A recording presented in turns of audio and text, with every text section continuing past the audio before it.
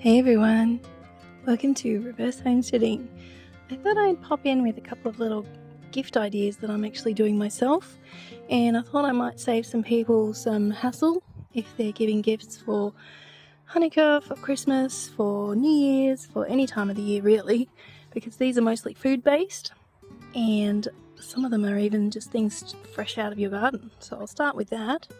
I have a bunch of poppy seeds.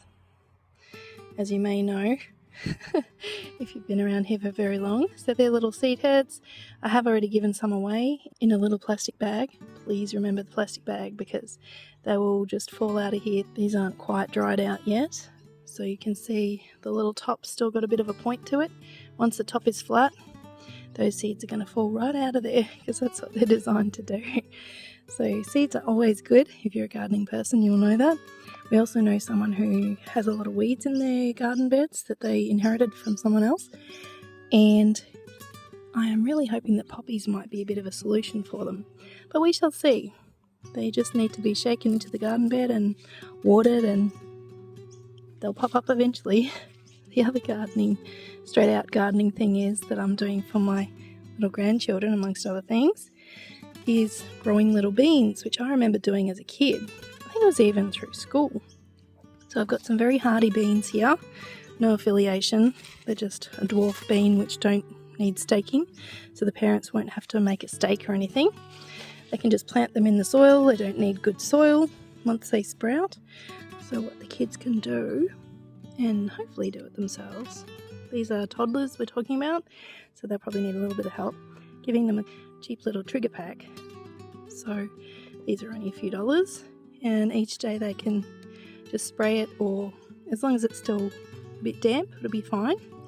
So just tell the parents when they first start it to make sure it's properly wet, and then the kids can feel like they're a part of growing something, which, you know, vested interest as a nana here to encourage kids to garden. Oh, the other thing about these beans are I'm going to give a packet of unopened beans to the parents so that they've got all of the information that they need. The next thing is something that hubby made actually. I only have one of my kids who would be interested in this, maybe two. It's confit garlic. So basically it's slow roasting garlic in a lot of butter. If you have someone in your life that can't eat butter, as I do, people who eat lactose free can actually deal with ghee. Some people, depends what the nature is of their lactose free issue. So you could make this with ghee if you're not wanting to use butter, or clarified butter, which is basically ghee anyway, I believe, pretty close.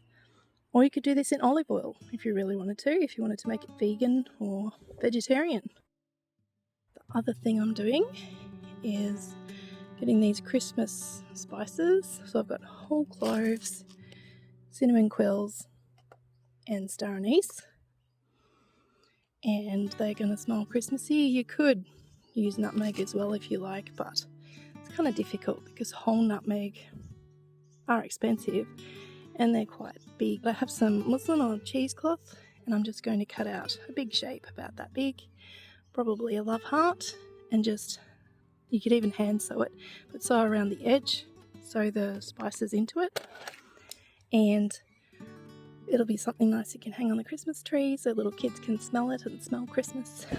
Just something I thought of myself. Or you can actually put it into food, so like glühwein, or people could even do like a summer wine, even a sparkling wine. You could steep the big tea bag of Christmas spices into maybe blackcurrant cordial. Might even be good in that if you're not someone who drinks alcohol. That would be very Christmassy, I think. The next thing I've got is rosemary vinegar, which you may have seen me picking for this purpose a while ago. So this has been sitting in some vinegar. I didn't have enough vinegar, so I just started steeping the rosemary once I'd washed it and patted it dry, made sure it was properly dry. The most concentrated part was up to here, and then I just topped it up when I bought some more white wine vinegar. And that's good for salad dressings and that sort of thing. Relatively low in allergens, that one. This is apricot bites, so it's just apricots, coconut, and a little bit of orange juice to bring it together in a blender or some kind of food processor that you've got. That's good. It's also really good with probably 1/4 of the recipe, not that that's even a recipe, of milk powder, which gives it a really creamy, moreish taste. But we have people who are eating lactose free in the family, so I didn't put milk powder in this one. This is honey butter. We've been watching The Outdoor Boys for years, and we've really just started noticing honey butter. In Australia, we don't really do maple butter and peach butter and all that sort of thing. For some reason, we just don't. But this is just honey and salted butter to taste.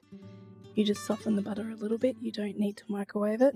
If you don't want to, you can do it in a saucepan or just leave it out for half an hour or so, depending on your weather. You have to be careful in the summer heat in Australia.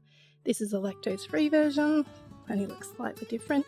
I've made it with a butter-free spread, so in my case I've used Nuttlex. This is a brownie mix. I was going to do it from scratch, but I've ended up using just a mix from the shop. And it's triple choc fudge. This is a lower lactose version because I have used Nuttlex instead of butter, which actually turned out better than the ones made with butter. So you just have to cook it until it's a little bit firm to be able to get those little bites. And I don't know, just an idea I had.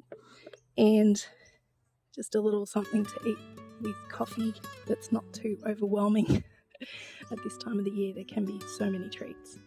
The other thing I was going to show you is these little labels. I've used just watercolour paint like kids have, just a cheap little thing,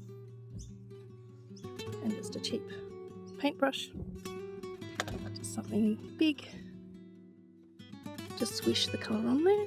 I've used watercolour paper, but you don't have to use watercolour paper, any kind of cardboard will do. But I hope that helps you with your Christmas choices. One last thing, I was going to show you my early Christmas presents that I got today. I got plants. Surprise, surprise.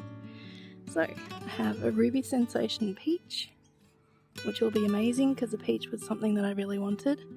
I'm guessing the ruby is the colour of the peach as well as the leaves. The new leaves are a beautiful pinky burgundy colour. And I have a clementine. Clementine?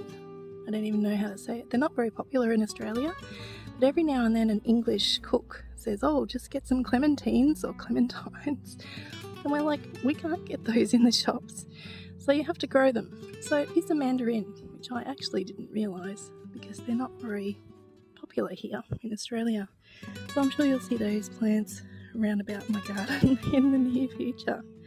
And if you're watching regularly, the cherries are looking good. There are about 3 that are the right colour for tomorrow for my kids' Christmas. But for now, I'd better get back inside because I've got some sewing to do. I've finished my cooking.